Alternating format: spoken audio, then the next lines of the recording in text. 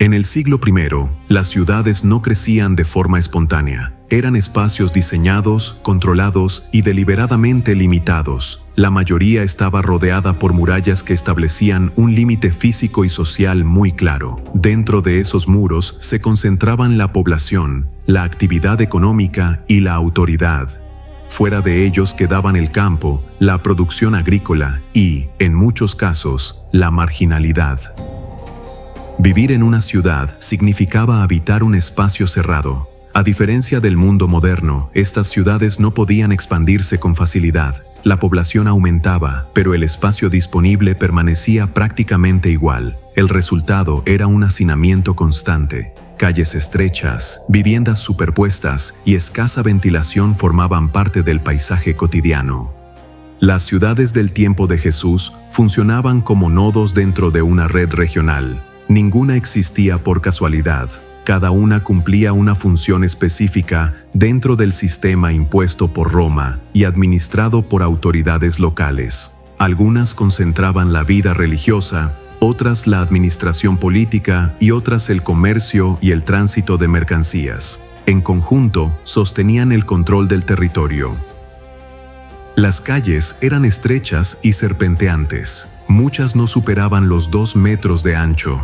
No estaban pensadas para un tránsito ordenado, sino para conectar viviendas, mercados y espacios públicos. Personas, animales y mercancías circulaban al mismo tiempo. El ruido era permanente, la ciudad rara vez descansaba. Las viviendas se construían con piedra local, barro y madera. La mayoría de las familias ocupaba una sola habitación. En ese espacio se dormía, se cocinaba y se almacenaban los alimentos. Durante la noche, los animales ingresaban a la casa para protegerlos del frío y del robo. La vida doméstica y la vida laboral no estaban separadas. No existían chimeneas. El humo de los fogones quedaba atrapado dentro de las viviendas. Las paredes ennegrecidas y el aire cargado eran parte de la rutina diaria. Respirar humo durante años no era una excepción, sino la experiencia común de la población urbana. El agua no llegaba a las casas, debía transportarse desde pozos, cisternas o fuentes públicas. Cada familia dependía de la disponibilidad diaria. En épocas de sequía, el racionamiento era inevitable. La higiene personal era limitada y bañarse con regularidad no era una práctica común. Tampoco existían sistemas de alcantarillado modernos. Las aguas residuales se arrojaban a la calle o a canales abiertos. La basura se acumulaba en los márgenes urbanos. Insectos y roedores convivían con la población. En este entorno, las infecciones se propagaban con facilidad. Vivir en una ciudad implicaba convivir permanentemente con la enfermedad. Problemas en la piel, infecciones intestinales, parásitos y afecciones respiratorias eran frecuentes. La esperanza de vida era baja y muchos niños no alcanzaban la adultez. La ciudad no era un espacio igualitario. Estaba organizada según jerarquías visibles. En los sectores más elevados residían sacerdotes, aristócratas y funcionarios. En las zonas más densas se concentraban artesanos, jornaleros y pobres. La desigualdad no era una idea abstracta. Se percibía en las viviendas, en la alimentación y en la vestimenta. La economía urbana dependía del trabajo diario. La mayoría de las personas no tenía ahorros. Vivía al día. Si no se trabajaba, no se comía. Cada mañana, jornaleros se reunían en plazas y cruces de calles esperando ser contratados. No existían contratos ni seguridad laboral. El pago se realizaba al final de la jornada.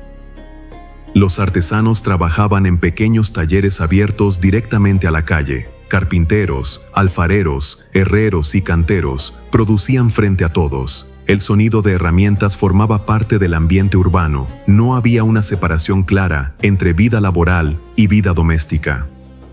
Los mercados constituían el corazón de la ciudad. Allí se vendían granos, aceite, vino, frutas y pescado seco. Los productos llegaban desde zonas rurales cercanas. La conservación era limitada. No existía refrigeración. Los alimentos se consumían rápidamente o se deterioraban. Las intoxicaciones eran comunes. El dominio romano era visible en cada ciudad. Soldados patrullaban calles, plazas y accesos. Las fortalezas dominaban el paisaje urbano. El sonido de las sandalias militares sobre la piedra era familiar. La presencia extranjera no se ocultaba. Formaba parte de la vida diaria. Los impuestos afectaban todos los niveles de la vida urbana. Se cobraban tributos por la tierra, la producción, el comercio y el tránsito de mercancías. Los recaudadores operaban en puestos visibles. Su presencia generaba tensión constante. Muchos trabajaban casi exclusivamente para cumplir con estas obligaciones.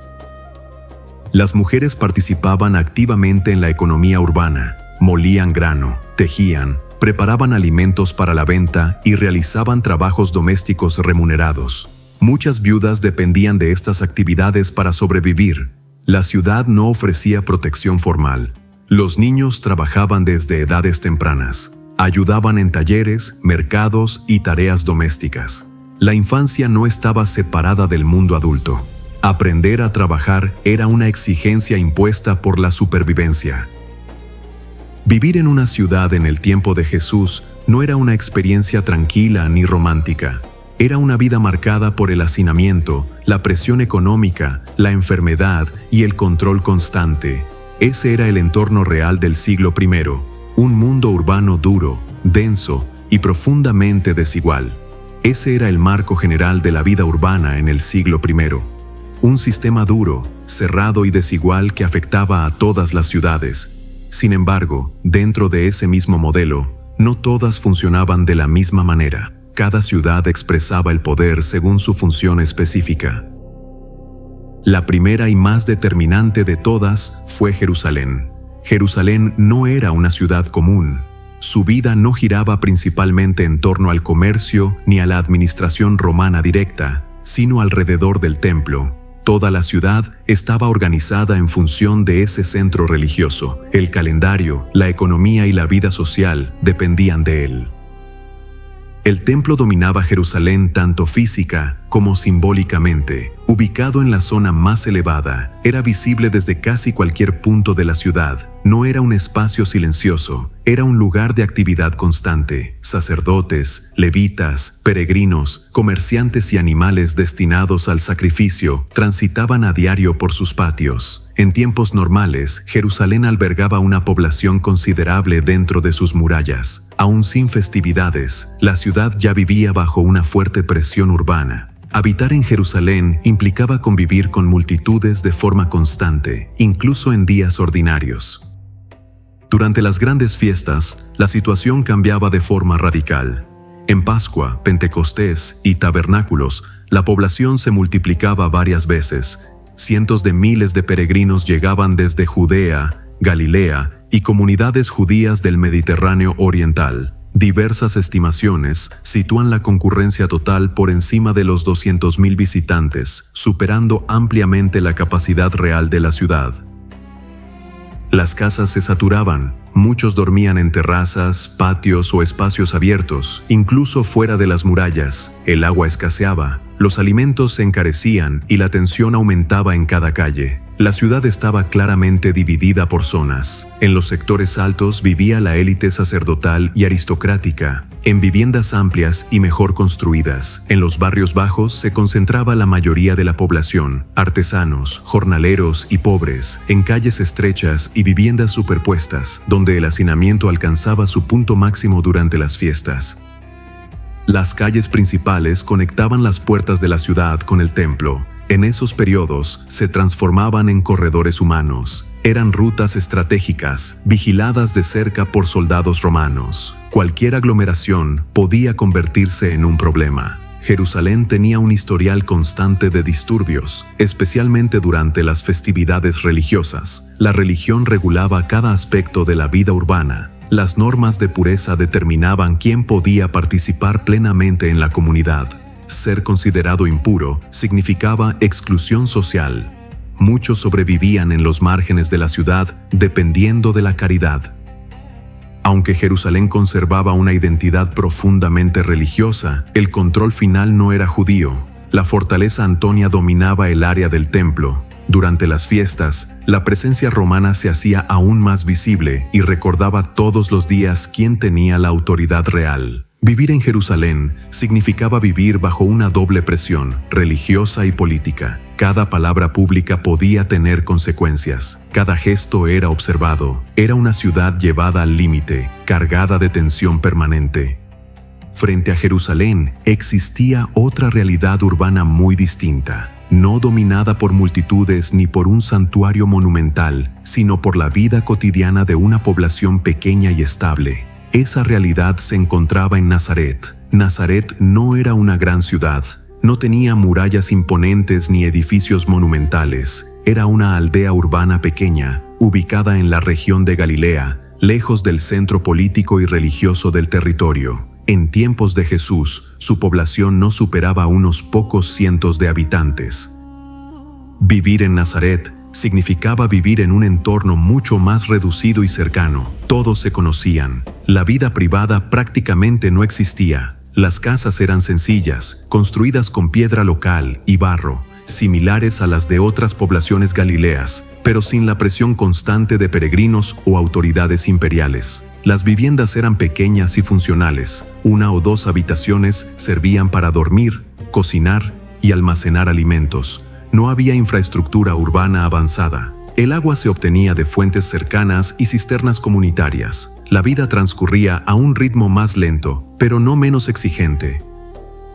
La economía de Nazaret era modesta. Sus habitantes dependían del trabajo manual, la agricultura cercana y los oficios artesanales. No era un centro comercial ni administrativo. Para vender productos o buscar empleo, muchos debían desplazarse a ciudades cercanas de Galilea. A diferencia de Jerusalén, Nazaret no vivía bajo una vigilancia militar constante. La presencia romana era indirecta. Sin embargo, el control no desaparecía. Los impuestos seguían existiendo y la presión económica afectaba igualmente a las familias. La religión estaba presente, pero sin la monumentalidad del templo. La vida espiritual se organizaba en torno a la sinagoga local. Allí se enseñaba, se discutía y se regulaba la conducta comunitaria. La presión social era fuerte precisamente porque la comunidad era pequeña. En Nazaret, el prestigio, la reputación y el origen familiar lo eran todo. Salirse de las normas implicaba rechazo social inmediato. No había anonimato. Cada acción era observada y recordada. Vivir en Nazaret significaba una vida sencilla, austera y limitada en oportunidades, pero más estable que en las grandes ciudades. Era una existencia marcada por el trabajo diario, la cercanía comunitaria y la ausencia de poder político directo. Nazaret representaba el otro extremo del mundo urbano del tiempo de Jesús. Mientras Jerusalén vivía saturada de multitudes, poder y tensión constante, Nazaret reflejaba la vida de la mayoría, pequeñas comunidades, recursos limitados y una rutina exigente. Además de Nazaret y Capernaum, hubo otra ciudad del norte profundamente ligada a la actividad de Jesús, Betsaida. Betsaida estaba ubicada cerca de la desembocadura del río Jordán, en la ribera del mar de Galilea.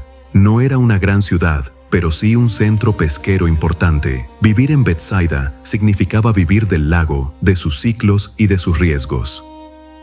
La ciudad creció alrededor de la pesca y del comercio local. Barcos, redes, muelles sencillos y almacenes formaban parte del paisaje cotidiano. El trabajo comenzaba de madrugada y dependía del clima y de la captura del día. La estabilidad económica era frágil. Las viviendas eran simples, similares a las de Capernaum. Casas pequeñas, construidas con piedra local y barro, con espacios compartidos para dormir, cocinar y almacenar herramientas de pesca. La vida transcurría en gran parte al aire libre, entre el lago y la calle. Betsaida tenía una particularidad. Fue elevada al rango de ciudad en tiempos de Herodes Filipo. Esto implicó una mayor presencia administrativa y una presión fiscal más directa. Aunque seguía siendo una ciudad pequeña, el control político se hacía más visible. La presencia romana no se expresaba tanto en soldados como en impuestos y regulaciones. Los pescadores debían entregar parte de su producción o pagar tributos. Vivir en Betsaida significaba trabajar duro para sobrevivir y, al mismo tiempo, sostener un sistema que los superaba. La vida religiosa se organizaba en torno a la sinagoga local. Allí se reforzaban las normas comunitarias y se mantenía la identidad judía. En comunidades pequeñas como esta, la presión social era fuerte. Todos se conocían. El comportamiento individual tenía impacto colectivo. Betsaida representaba una forma de vida muy común en Galilea. Ciudades pequeñas, económicamente activas, pero vulnerables, lugares donde el trabajo diario, la incertidumbre y la presión fiscal marcaban la experiencia urbana. Junto con Nazaret y Capernaum, Betsaida completaba el mapa de las ciudades conocidas por donde Jesús se movió en Galilea. Espacios reales, modestos y exigentes, lejos de cualquier idealización. Más allá de Galilea, existía otra ciudad clave en el recorrido de Jesús, ubicada en un entorno completamente distinto, Jericó.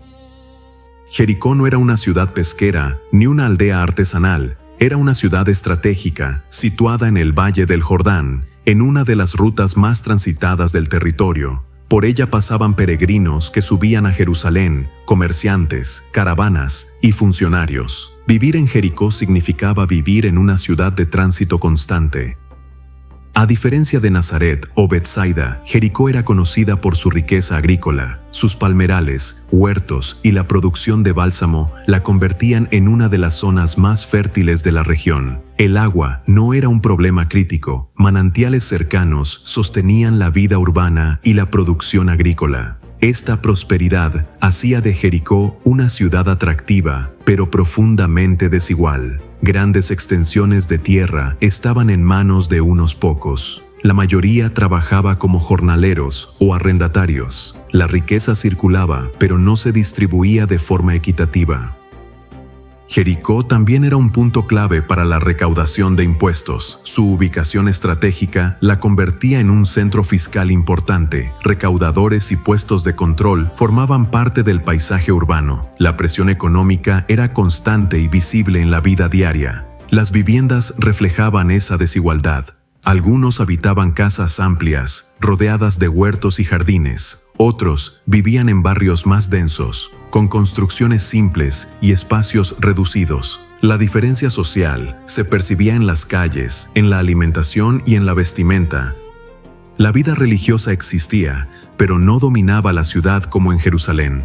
El comercio, la agricultura y la recaudación marcaban el ritmo urbano. Jericó funcionaba como una ciudad próspera, pero tensa, donde el dinero y el control económico estaban siempre presentes. La presencia romana se sentía más en la administración que en la fuerza militar visible. Impuestos, peajes y regulaciones definían la relación con el poder. Vivir en Jericó implicaba sostener un sistema económico exigente y desigual.